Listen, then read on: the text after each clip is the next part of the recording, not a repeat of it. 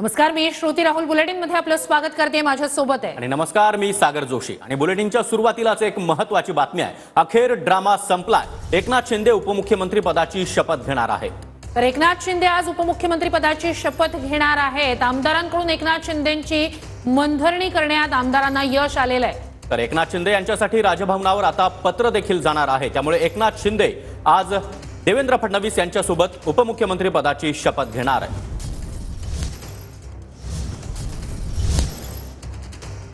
तर थोड्याच वेळात गिरीश महाजन शिंदेंची भेट घेणार आहेत। गिरीश महाजन हे एकनाथ शिंदे यांची वर्षा निवासस्थानी जात भेट घेणार असल्याचं कळतंय। तर उपमुख्यमंत्री पदाची शपथ घेण्याबाबत ठरलेला आहे। शिंदेंचा अखेर निर्णय झालेला आहे।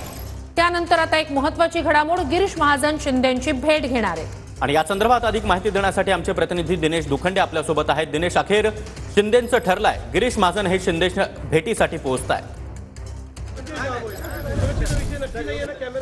बघा, महायुती सरकारमध्ये गिरीश महाजन हे नेहमीच संकट मोचकाच्या भूमिकेत राहिलेले आहेत। तीच भूमिका निभावण्यासाठी आता गिरीश महाजन पुन्हा मुख्यमंत्र्यांचं शासकीय निवासस्थान वर्षा येथे येत आहेत। वर्षा येथे या आधीच शिवसेनेचे नेते, शिवसेनेचे माजी मंत्री एकनाथ शिंदे यांची मनधरणी करण्यासाठी आलेले आहेत।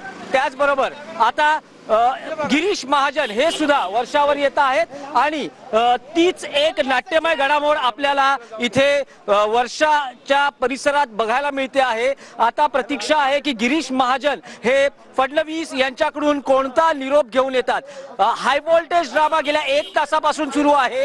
ही या क्षणाची महाराष्ट्राच्या राजकारणातली मोठी बातमी आहे। आपण बघू शकतो की गिरीश महाजन कोणत्याही क्षणी मुख्यमंत्र्यांचं शासकीय निवासस्थान वर्षा येथे येतील।